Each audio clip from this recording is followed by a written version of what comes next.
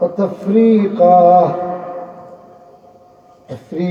بين المؤمنين وإرشادا لمن حارب الله ورسوله। যারা মসজিদ নির্মাণ করলো, যারা মসজিদকে গ্রহণ করেছে ইসলামের ক্ষতি সাধনের জন্য, মুসলমানের মধ্যে তফরিক বিভক্তি সৃষ্টির জন্য, আর যে আল্লাহর রসুলের বিরুদ্ধে এবং আল্লাহর বিরুদ্ধে যে কন্টিনিউ লড়াইয়ের হতো, তার পক্ষে ঘাঁটি হিসাবে যারা মসজিদ নির্মাণ করে, আল্লাহ আল্লাহ পাক এই মসজিদকে মসজিদের দেরার ঘোষণা দিলেন। রাসূলুল্লাহ যু আওয়ান নামক মদিনার উপকণ্ঠে তাবুক যুদ্ধ থেকে ফিরে আসলেন। এখানে আসার পরেই এরা গেল, এই 12 জন গিয়ে বলতেছে, ইয়া রাসূলুল্লাহ, আমরা তো মসজিদ বানাইছিলাম, আপনি বলছিলেন তাবুক থেকে ফিরে এসে আমাদের এটা উদ্বোধন করবেন, একটু মেহরবানি করেন। আল্লাহর নবী বললেন, আতিনি কামিসি, আমার জুব্বাটা দেব। মানে রাসূলুল্লাহ প্রস্তুত হচ্ছেন, মসজিদ উদ্বোধনে যাবে।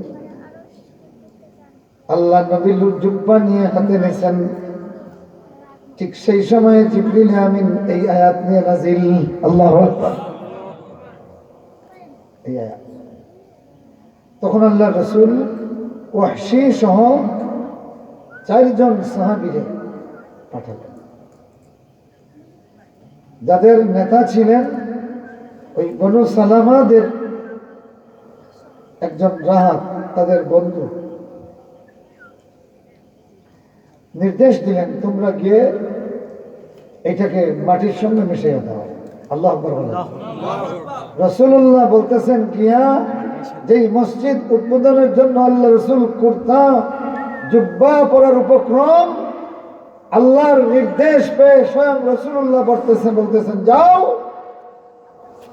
ইহদিমুহা, একে মাটির সঙ্গে মিশিয়ে দাও, ওয়া উহরুকু, এবং পুড়িয়ে দাও। আল্লাহু আকবার।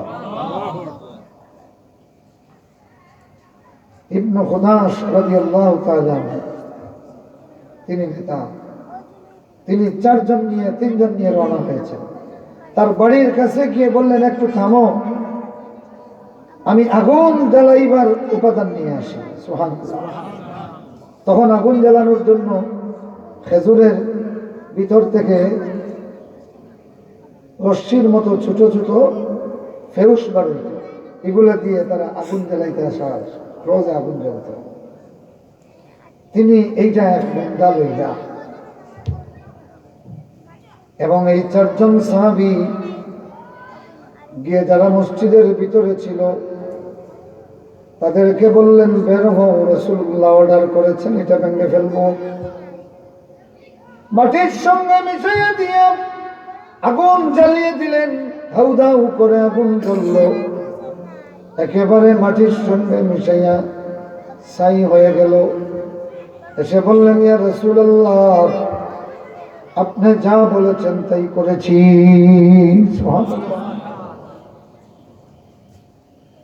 আমার বন্ধুরা, মদিনায়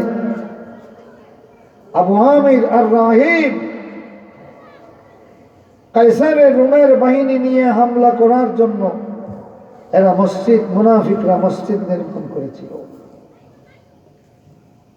আর এখন বাংলাদেশে কিছু মাজার পূজারী মাজারকে ঘাঁটি বানাইয়া এরা দাজ্জালের আগমনের অপেক্ষা করতেছে। কতক্ষণ ঠিক কিনা? কেননা বিগত 15 বছর এই মাজার পূজারীগুলি আপনারা দেখেছেন ইসলামের মূল শক্তির বিরুদ্ধে জালিমদের সহযোগী হিসাবে কাজ করেছে। কতক্ষণ ঠিক কিনা? যার কারণে এই মাজারপন্থী মাজার পূজারীগুলি এদের প্রত্যেকটা মাজার, আপনি 8 রশি বলেন, দেওয়ানবাগি বলেন, তারপরে চিটাগাঙ্গের কি নাম এটা, মাইজভান্ডারি বলেন, এগুলি প্রত্যেকটা মাজারকে কেন্দ্র করে আল্লাহর দুশমনদের, চোরদের এক একটা ঘাঁটি নির্মাণ করেছে। খোঁজ নিয়ে দেখেন এই মাজারপন্থী প্রত্যেকটা দিল্লির সোল এজেন্ট, বেতনভোগী কর্মচারী। যদি এই মুহূর্তে মাহদি আর দাজ্জাল আসেন, এরা মাহদিকে কাফির ফতোয়া দিবে, দাজ্জালকে আল্লাহর ওলি ফতোয়া দিয়া দাজ্জালের সঙ্গে ইমাম মাহদির বিরুদ্ধে এরা লড়াই করবে। আমার বন্ধুগণ, আমার ভাইরা, কারণ আল্লামা সাইদির ফাঁসির রায়ের পরে যারা মিষ্টি বিতরণ করতে পারে, দাজ্জাল আর মাহদি আসার পরে এরা অবশ্যই মাহদির বিরুদ্ধে অবস্থান নিবে। কথা কোন ঠিক কিনা? যারা শত শত ইসলাম পন্থীদের শাহাদতের লাশের উপর দাঁড়িয়ে দিল্লিকে সমর্থন করতে পারে, এরা অবশ্যই দাজ্জাল আসলে দাজ্জালের জয় দাজ্জাল হইয়া স্লোগান দিব। কথা হয় ঠিক কিনা? আমার বন্ধুগণ, আমার ভাইরা, এই জন্য রাসূলুল্লাহ সাল্লাল্লাহু আলাইহি ওয়াসাল্লাম মুনাফিকদের মসজিদ গুড়িয়ে দিয়েছেন। এই গুরুত্বপূর্ণ বিষয়টা সূরা তাওবাতে আছে। আল্লাহ রাসূলের কিছু খাঁটি ইমানদার সাহাবী, ওনারা কিছু প্রচারণায় কান দিয়ে দুকা খেয়ে গেলেন। ওনারা কিন্তু খাঁটি ইমানদার। মুনাফিকরা প্রচার চালাইল কি, যে বিগত বৎসর আমাদের অনাবৃষ্টিতে ফসল নষ্ট হয়েছে, একদিকে অভাবের বছর, অন্যদিকে এখন প্রচন্ড গরম, 3 নম্বরে এখন আমাদের বাগানের ফসলটা সবেমাত্র শস্য উৎপাদনের সময় এসেছে, ফাঁকনা ফসল পেকে গেছে। 4 নম্বর হলো এত বিরাট শক্তির বিরুদ্ধে লড়াই। বুঝছেন নি? এই প্রচারণা এরা মদিনায় চালালো। তখন কিছু কিছু খাঁটি ইমানদার, এমনকি বদরি সাহাবীও 3 জন, এরাও ভাবলেন যে যুদ্ধ তো আর করছি কয়েকটা, তাইলে আসলেই তো ফসল পাব না, প্রচন্ড গরম, গত বছরের কোনো সঞ্চয় নাই। এইগুলি চিন্তা করিয়া আর মুনাফিকদের প্রচারণায় পা দিয়ে দিলেন, ওনারাও গেলেন। আল্লাহ রাব্বুল আলামিন 119 নম্বর আয়াত নাযিল করে বললেন, ইয়া আইয়ুহাল্লাযীনা আমানুত্তাকুল্লাহ ওয়া কুনু মা'আস সাদিকিন। ইমানদারগণ, তোমরা আল্লাহকে পরোয়া করো, ওয়া কুনু মা'আস সাদিকিন, আর তোমরা সত্যবাদীদের সঙ্গে হও। সত্যবাদীদের সঙ্গে হও। এই ছেলে, তুমি ওটা উঠে এখানে আসো, এখানে আসো, এখানে দাঁড়াও, দাঁড়াই আসো, তুমি ওঠো, ওঠো, এখানে আসো। এই যে এখানে এখানে খালি জায়গা দেখি, আর গল্প করলে কিন্তু ওটাই আরেক জায়গায় না।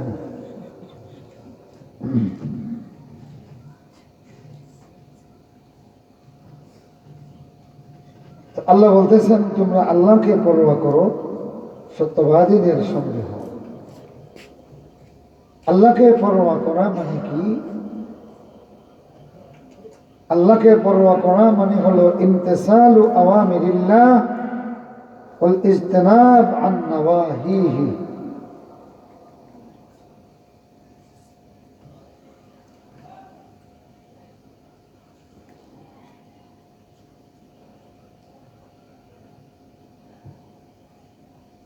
আল্লাহর সমস্ত আদেশ বাস্তবায়ন করা, আল্লাহর নিষিদ্ধ কাজ থেকে ইজতিনাব করা, সরে যাওয়া।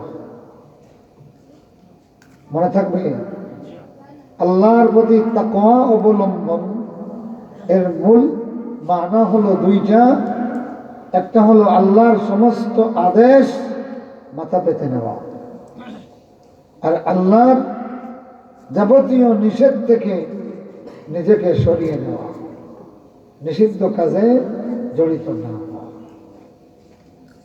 এটা কোরআনের ভাষায় উম্মতে মুহাম্মাদীর বৈশিষ্ট্য হলো সামি'না ওয়া আতা'না। আল্লাহর সঙ্গে আমাদের সম্পর্ক হবে আমরা শুনলাম এবং মানলাম। আমাদের সম্পর্ক আল্লাহর সঙ্গে হবে কেমন সম্পর্ক? আমরা শুনলাম এবং মানলাম।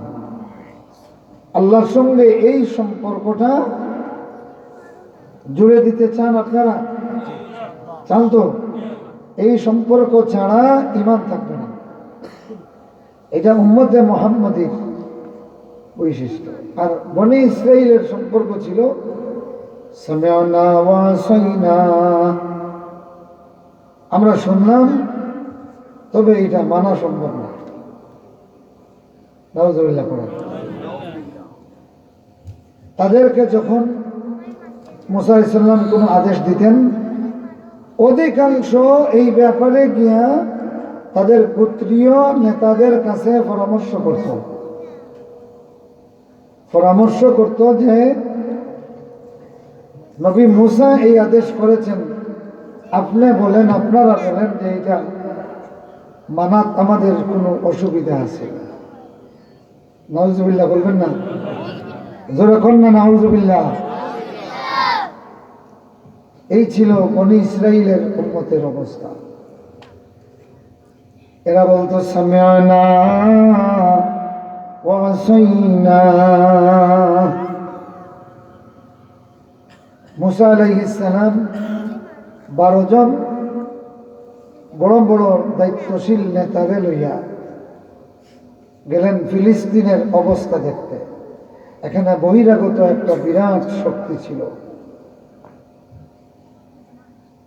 তো গোপনে এটা দেখে এসে মুসা বললেন যে দেখো, তোমরা যা দেখেছো এটা তোমাদের কওমের কাউকে বলবা না, এরা ভয় পেয়ে যাবে। আল্লাহ আমাকে ওয়াদা করেছেন, আমরা শুধু ফিলিস্তিনের দিকে মুভ করব, আল্লাহ আমাদেরকে বিজয় দিয়ে দিবেন। সুবহানাল্লাহ। 12 জন নিয়ে গেছেন। কয়জন? 12 জন। এরা আসার পরে এখানেও যে সেনাবাহিনী দেখছে, সেনাবাহিনীর অবস্থা হলো এরা যদি শুধু জিব্বা দিয়া ছাটে তাইলে বনি ইসরাঈলরে খাইল, ওলা জিব্রা দিয়ে ছাটিয়ে। এদের সাইজ এত বড়, এদের একখানা তরবারি যদি এরকম মারে 10-20 জনে তরবারি এখান তুলাও দিতে পারতাম। এই অবস্থা। 12 জন নকিব, ইসনা আশারা নাকিবা, আল্লাহ বলেছেন। 12 জন নকিবের মধ্যে 11 জনে বিক্রি গেল বলে, না রে, আমার কৌমর মানুষের অত বড় বিপদ ফলাইতাম না। ও এরা কই দিল, রে বাবা, তোমরা ফাটাইছিলে, আমরা নবিয়া না করছেন, তোমরা কইতাম না, কিন্তু এটা না কইয়া ফারিয়াম না, ই হাল্ল তুইল ওগুলা।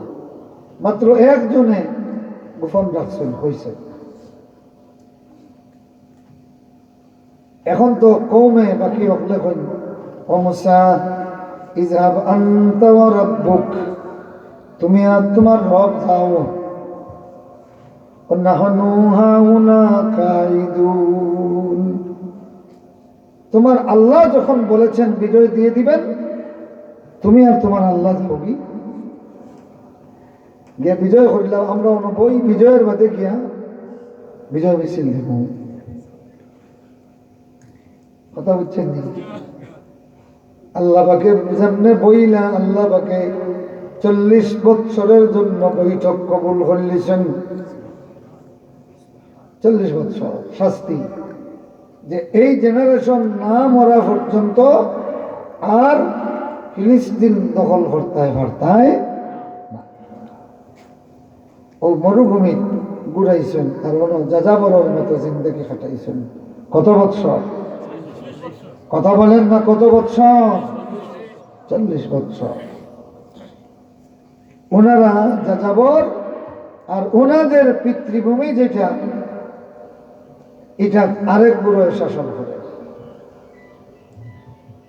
আমার বন্ধুগণ, আমার ভাইরা এবার বলেন, এই বাংলাদেশ 92% মানে 92% মুসলমানের দেশ। কতক্ষণ ঠিক কিনা? এই দেশ শাহজালাল, শাহ মখদুম, খান জাহান আলীর দেশ। কতক্ষণ ঠিক কিনা? এই দেশের উপরে যদি দিল্লির আগ্রাসন শুরু হয়, উলামায়ে কেরামের পক্ষ থেকে যদি ডাক দেওয়া হয়, দেশের স্বাধীনতা হেফাজতের লড়াইয়ে প্রাণ দেওয়ার জন্য কারা প্রস্তুত? দেখি হাত উঠান। আমার বন্ধুরা, সময় আসতেছে, সময় আসতেছে। সেই লড়াইয়ে যে পিছে থাকবে মুনাফিক, এই লড়াইয়ে বসে থাকলে বাংলাদেশ কত বছরের জন্য পরাধীন হবে কেউ বলতে পারবে না। জুলাই বিপ্লবের পরে অনেকে আনন্দে আত্মহারা হইরা খালি দিন গণিরা যে আইজ না খাইল না ফরু উত্তর ক্ষমতা দিতেন গিয়েও শুরু করিতাম। কতক্ষণ নেইলা আসুন জানি, এত সহজ না। বাংলাদেশের সামনে এখনো বিশাল চ্যালেঞ্জ। বাংলাদেশের স্বাধীনতা, সার্বভৌমত্বের চ্যালেঞ্জ। এই জন্য তরুণ সমাজকে সমস্ত নেফাকি, সমস্ত বিভেদ, সমস্ত ক্ষমতার লোভ পরিহার করে আল্লাহর কোরআনের ডাকে বাংলাদেশের জন্য দাঁড়িয়ে যেতে হবে। কতক্ষণ ঠিক কিনা?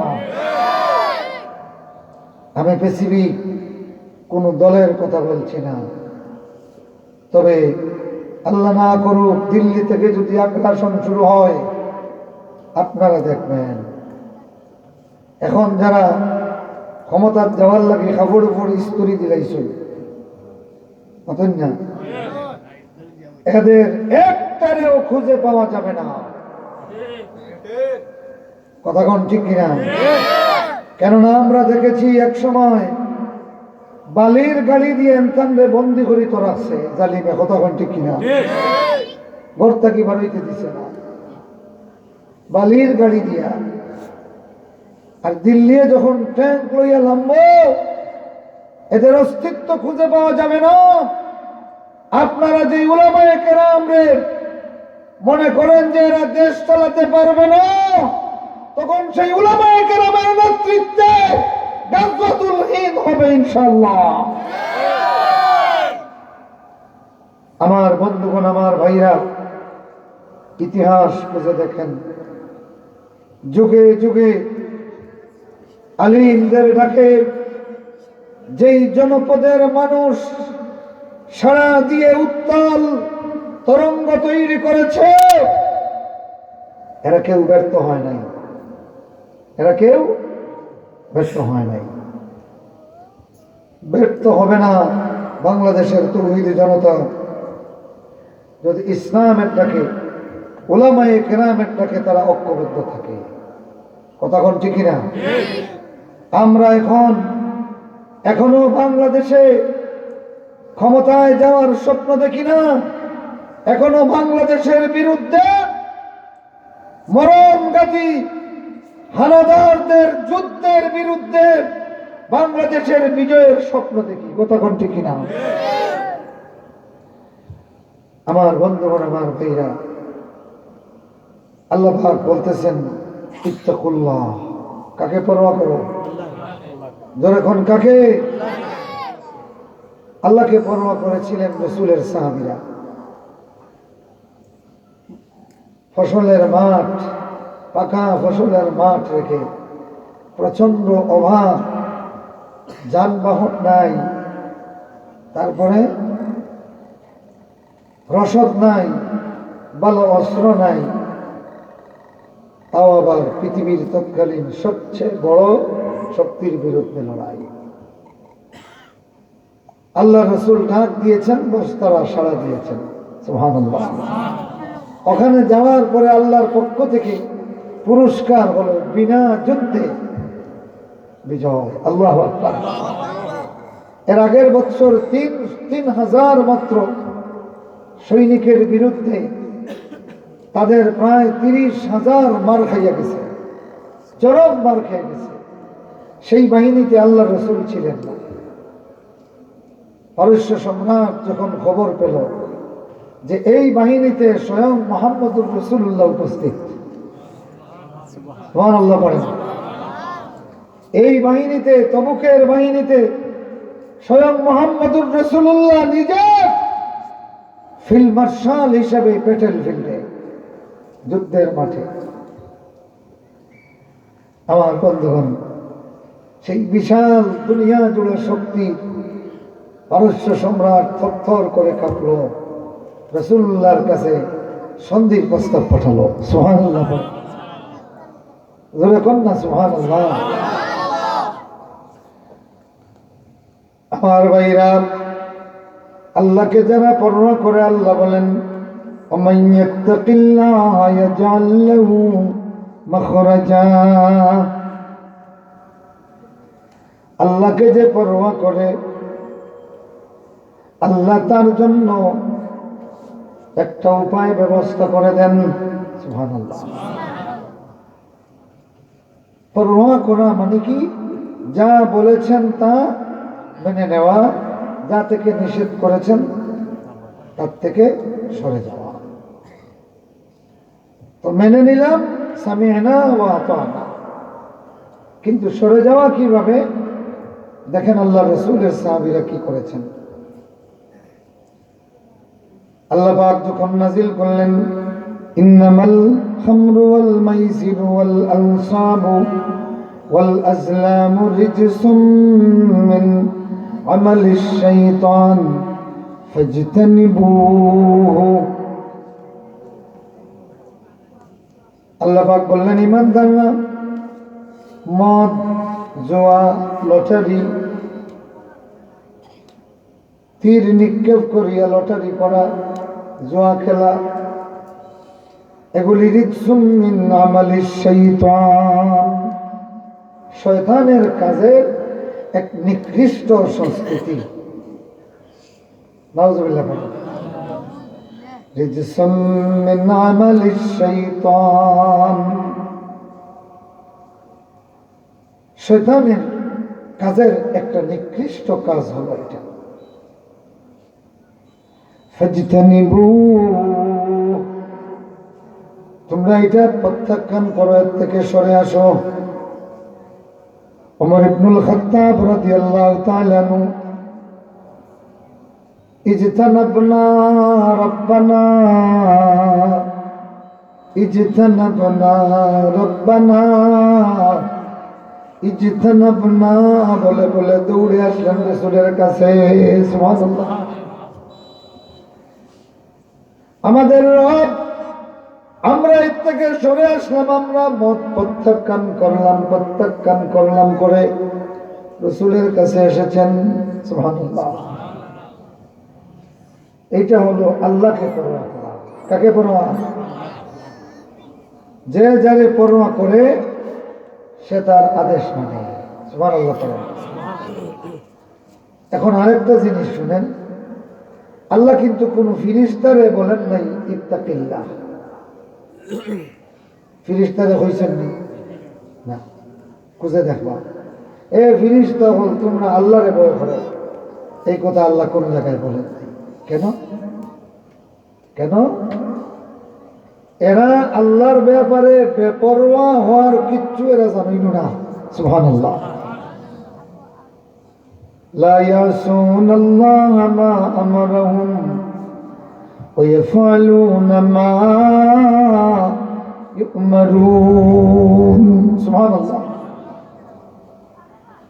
আল্লাহ যা নির্দেশ দেন তারা এইটার অবাধ্যতা করেন না। তাইলে কি করেন? ওয়াফআলুনা মা ইউমারুন, তারা করেন যা তাদেরকে আদেশ করা হয়। সুবহানাল্লাহ। এখন বুঝেন, আপনি যদি আল্লাহ যা করেছেন বলেছেন করো, এটা যদি করেন, আর যেটা করিস না বলেছেন এটা যদি করেন না, তা আপনি ফিরিস্তাদের কাজ করলেন। সুবহানাল্লাহ করেন। কিসের কাজ? যখন না কিসের কাজ? ফিরিস্তাদের কাজ। এ ভাইরা আমার, তো ফিরিস্তারা আল্লাহর নাফরমানি করেন না, আল্লাহ যা বলেন এর অবাধ্য হন না, আল্লাহ যা করতে বলেন সেটা করেন।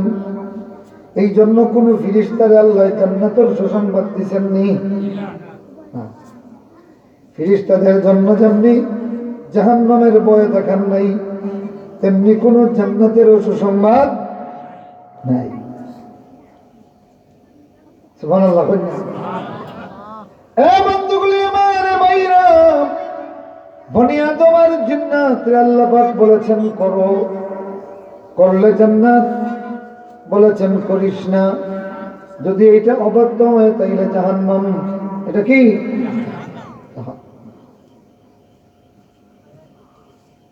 আর ফিরিস্তা হলো তো হইছেন না যে আল্লাহরে ভয় করো, হইছেন আর হইছেন না কোন হাইওয়ানাত আল্লাহ হইছেন নি। কেন? এগুলার আকল নাই, এগুলার কিতা নাই, আকল নাই। 2 নম্বরে কোন হাইওয়ানাত তার তবিয়ত আল্লাহ দিয়ে দিছেন, ও যা করার লাগে হইছেন ওখান করেন। সুবহানাল্লাহ। এর লাগে কোন গরুরে আল্লাহ কইছেন না ইত্তাকুল্লাহ, এ গরু হল তোমরা আল্লাহরে ভয় করো, কইছেন না। এরপরেও আল্লাহ পাকে এই হাইওয়ানাতের মধ্যে কিছু যৎসামান্য আকল দিছেন। আকল দিছেন এখানে যে হে তার জান বাঁচাইতে হবে। সুবহানাল্লাহ। ও হাইওয়ানে তার জান বাঁচাইতে করে কিছু আকল আল্লাহ দিছেন।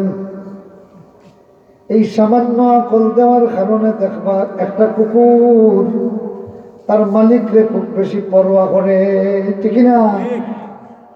করে কি করে না? তার আকল আছে নি, কিছু কিছু ওটা আছে না নি? ও আকল দিয়ে তার মালিকরে পরোয়া করে। গতকালকের কথা, গতকালকে ওখানে ও যে খেসরিগুল, উত্তর খেসরিগুল, ওখানে ওয়াজ আছে। রাত্রে খাইয়া উঠার সময়, চিল্লাত উঠার সময় কুত্তিয়ে বুকবানি শুরু করছে। আর কুত্তির বাচ্চাই না সকলটি বুকবানি শুরু করছে। মালিক সামনে তাকিয়ে যখন দূর হয়েছে, সব বন্ধ। মালিকরে পরোয়া করছে নি? নতুন না পরোয়া করছে নি? 2 নম্বরে একজনে জবাব দিল, আমরা শেষ করলে আলোচনা। 12বার সময় কুত্তি নাই, কিন্তু কুত্তির বাচ্চা ছোট ছোট হলটি এক লোকে হকিয়ে বেউ বেউ হরিয়া আইয়া আমরা ভাই দিই। মালিকে হয়েছে দূর, বস হকলটি দৌড়িয়া জায়গা দিয়ে নিলেন। তখন আমি কইলাম রে আল্লাহ, এই মানুষটা একটা কুত্তি ফালছে, কুত্তিরে কিন্তু কেউ ফাঁক বড় রান দিয়া খাবায় না, খাবায়নি, বরং খাওয়া দাওয়া করিয়া যা উচ্ছিষ্ট তাকে এইটা খাবায়। এই কুত্তিটা মালিকরে পরোয়া করে, এমনকি কুত্তির অবুজ বাচ্চাইতে পর্যন্ত তার মালিকরে পরোয়া করে না। এরা আমরার বাইদি আইসে কুদিয়া মালিকে যেমনে দূর হইছে সাথে সাথে জাকাত জ্ঞানী নাই। এ বন্ধুগুলি আমার ভাইরা, সামান্য আকল আল্লাহ দিছ নেই কুকুর রে, এই হাইওয়ানাত রে সামান্য আকল খরচ করিয়া যদি তার মালিকের এত পরোয়া করে, তোমারে আল্লাহ শতভাগ আকল দিছেন। সুবহানাল্লাহ। ইনসান রে আল্লাহ বারবার কইছেন আফালা তাকিলুন। সুবহানাল্লাহ। আকল বলতে যে জিনিস শতভাগ আল্লাহ পাকে ইনসান দিয়েছেন। তোমার বাড়ির কুত্তি আর কুত্তার বাচ্চাইতে যদি সামান্য আকল পাইয়া এইভাবে মালিকরে পরোয়া করে, তুমি নিজেরে প্রশ্ন করো, আমি নিজেকে প্রশ্ন করলাম, আল্লাহ পাকে এত কিছু দিলে তারপরেও তো আমার মালিকরে কি আমি এইভাবে পরোয়া করি আননি? আল্লাহু আকবার। জিকির করেন সুবহানাল্লাহ।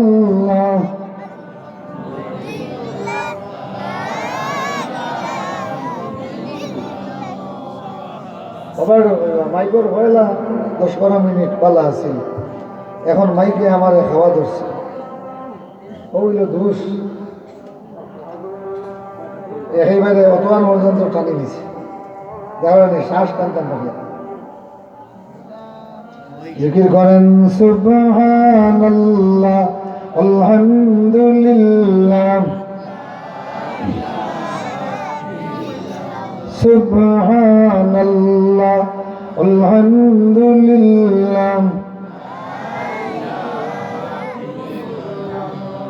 আমার ভাইরা, আমরার বাড়ির বলদ আছে নাকি? বলদ, কোন বলদ রে আল্লাহ পাকে ইত্তাকুল্লাহ কইছেন নি? কোন বলদ রে আল্লাহকে পরোয়া করার কথা বলে নাই, বরং আল্লাহ পাকে কইয়া দিছেন তোর মালিক রে পরোয়া করিস। সুবহানাল্লাহ সুবহানাল্লাহ বিহামদিহি সুবহানাল্লাযী সাখখারা লানা হাযা। আল্লাহু আকবার বলেন। আল্লাহ এগুলারে আমরা অধীন বানাইয়া দিচ্ছেন। সুবহানাল্লাহ। দেখুন এখন আপনার এই বলদের সামান্য আকল আছে, যে আকল দিয়া শুধুমাত্র আপনারে পরোয়া করতো, মাতুন না, এর বাইরে কোনো আকল নাই। যদি আকল থাকতো তো দানো ভরিয়া খায়, এমন খেসা শুরু করছে, এগিয়াইয়া বাড়িয়াইয়া নিয়ে কুয়োড়ো হারাইছে। বলদ রে কুয়োড়ো হারানির পরে বলদের জরিমানা হয়